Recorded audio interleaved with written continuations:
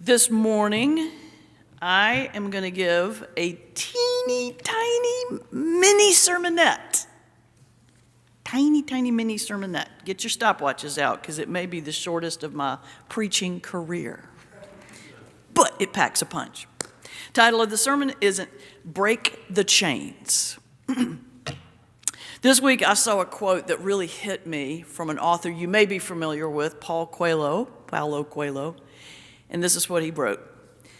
A mistake repeated more than once is a decision. A mistake repeated more than once is a decision. Now, I've seen other quotes similar to it. One in particular, what you are not changing, you are choosing. There's a lot of quotes out there around this idea, but I like Coelho's. A mistake repeated more than once is a decision. I mean, we all mess up, right? I mean, we're human, of course. We mess up, we learn, and then we do better. The problem is when we mess up and we don't learn and we don't do better. A mistake repeated more than once is a decision. And over time, those decisions, those cumulative bad decisions can become very heavy and have devastating effects. Now, I can't think of a better example of this idea than my all-time favorite Christmas story about Ebenezer Scrooge, A Christmas Carol. Anybody here not familiar with that? Everybody knows the story, right? You know, it picks up on Christmas Eve. Scrooge is this rich miser, an angry, cynical old man alone in his house eating cold gruel in the dark, when all of a sudden you hear chains coming up the stairs. Yes, we have sound effects.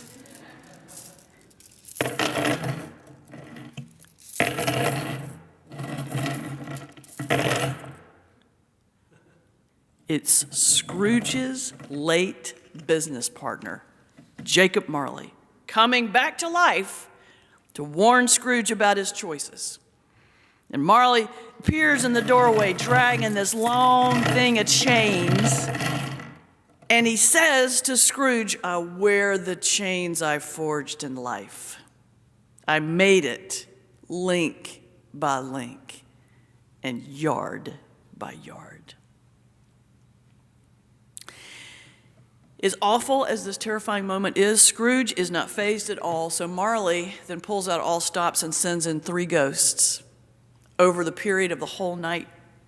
Ghost of Christmas past, ghost of Christmas present, ghost of Christmas future, to take Scrooge on a painfully raw inventory of his life and his choices, and most importantly, the consequences of those choices, all in an effort to warn him off his destructive path. The first ghost of Christmas past appears and shows Scrooge and his younger self when he first started making mistakes, like prioritizing money over love, or resentment over joy, or charity, or greed over charity. And then the second ghost, the ghost of Christmas present, showed Scrooge how those repeated mistakes become decisions which start to form the links of this chain, one by one, until the third ghost of Christmas future appears, the scariest of them all. Remember the movie when the arm comes out, and the big finger is pointing to Scrooge at the cemetery? That ghost projected for Scrooge what life would look like if he continued to forge these heavy links. And in that bleak vision, Scrooge sees that if he keeps going the way he's going, his chain would be longer and heavier than Marley's. I mean, I hate to say it, but this is not such a far-fetched story. We've all forged our chains. Maybe you've been dragging around the chains of self-doubt a little too long. Maybe you've been straining to pull behind you the chains of worry. Some days we just slog about with the chains of greed and selfishness. And other days, especially these days, we're clanking about with the particularly heavy chains of anger, resentment, and fear. I mean, mistakes are human. But when we continue to repeat those mistakes, that's when the chains start to form. One link, then two, then 10, then 50. And before you know it, you are dragging one heavy weight. It's kind of a sobering thought. There is going to be an upturn in a minute.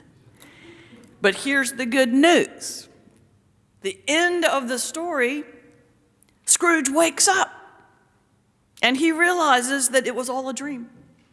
And today is Christmas Day and he gets a second chance. From that moment on, Scrooge lives differently. He sees the world differently. He treats others differently.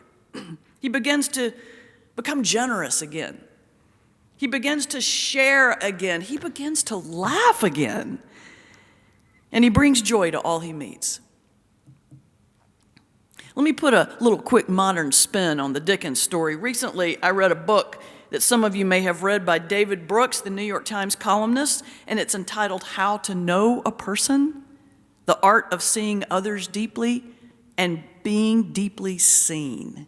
It's a fantastic book. And in it, Brooks says there are two kinds of people in this world. There are diminishers and there's illuminators. The diminishers are people that make other people feel small, make other people feel unseen. And we all know people like that. That was Scrooge before Marley showed up. But illuminators make people feel seen, make people feel bigger, make people feel respected, even lit up. Illuminators, as Brooks put it, they shine the brightness of their care on all who are around them. They see Jesus, they see others as Jesus would see them. And that was what Scrooge became on Christmas morning. The Bible's full of stories like this, of people, who have undergone great change and transformation, gone from being diminishers to illuminators. I mean, think about the Apostle Paul's conversion on the road to Emmaus. Or what about Zacchaeus the tax collector, who decided to follow Jesus? Or Moses' transformation after hearing God speak to him in the burning bush. One of my favorite Bible verses about this is from that book of Lamentations we just read, which says, "The steadfast love and mercies of the Lord are new every morning." Every day, friends, every single day, every single one of us is given a second chance.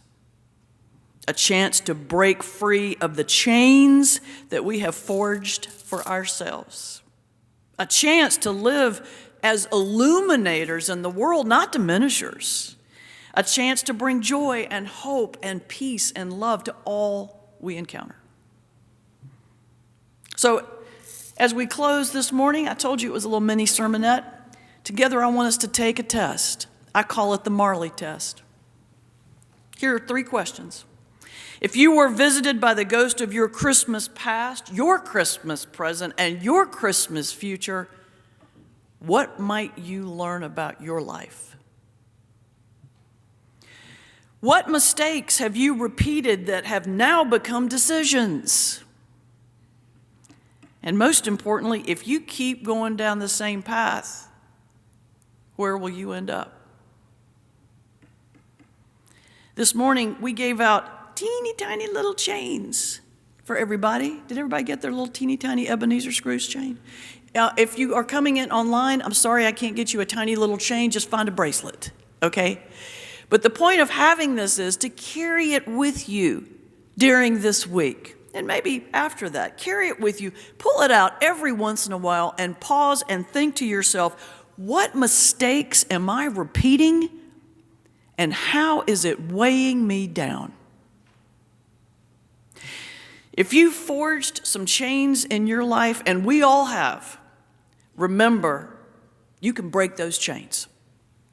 I don't care how entrenched you've become. I don't care how old you are, how heavy your chains are. It is never too late to change, to make a decision, to change your mind, to make amends, to make a new path, to pursue a long-lost dream, to find love again. It's never too late. You know, one of my favorite poems is The Dash. It's kind of a goofy little poem. I've shared it with some of you before, but it's that poem about what's on our tombstone. The first is the date we were born. I mean, nobody really cares except for like birthday presents, right? The second is the date we die, but that's completely irrelevant because we don't know when it is. The most important thing on that tombstone is not the birth date or death date, it's the dash in between. It's those years lived. It's that gift of life. And so, friends, I say to you this morning, don't waste the years you've been given. Don't let the heavy chains of repeated mistakes weigh you down. Break free this morning. Start a new path. Commit to healing yourself and healing others. Because soon, very soon, an angel of the Lord will come and bring great tidings of great joy that our chains have been broken and that we all have been given a second chance. And the people said, Amen.